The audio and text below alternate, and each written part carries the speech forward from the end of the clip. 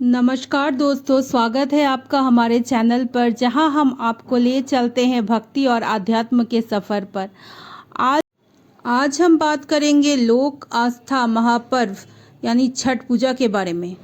छठ का पर्व हर साल कार्तिक मास की शुक्ल पक्ष की षष्ठी तिथि को मनाया जाता है। इस दिन भगवान सूर्य और छठी माता की पूजा का विधान है।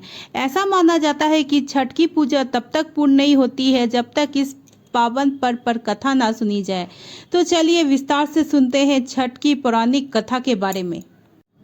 पुराणों के अनुसार राजा प्रियंबद नामक राजा हुआ करते थे, जिनकी कोई संतान नहीं थी।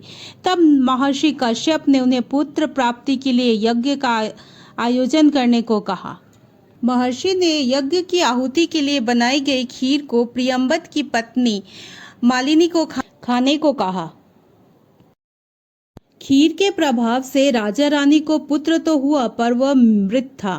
प्रियंबद पुत्र को लेकर शमशान गए और पुत्र के वियोग में प्राण त्यागने के लिए आतुर हो गए। उसी समय भगवान की मानस पुत्री देवसेना प्रकट हुई।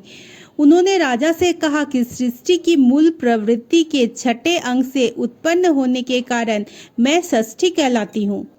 माता ने राजा को अपने पूजन का आदेश दिया और दूसरों से भी यह पूजन कराने को प्रेरित करने के लिए कहा।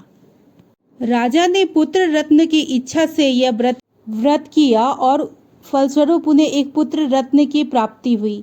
राजा ने जिस दिन यह व्रत किया उस दिन कार्तिक शुक्ल की षष्ठी तिथि थी।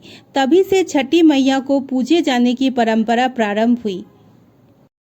इसके अलावा कुंती और द्रौपदी के भी व्रत रखने का उल्लेख ग्रंथों में मिलता है। ऐसा कहा जाता है कि द्रौपदी की छठ पूजा के बाद ही पांडवों को उनका खोया हुआ राजपाट वापस मिल गया था। तो दोस्तों, ये थी छठ पर्व की अद्भुत कथा।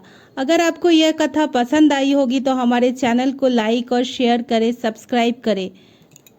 तो फिर मिलते हैं अगले वीडियो में एक नए विषय के साथ। धन्यवाद। छठ मैया की कृपा हम सभी पर बनी रहे।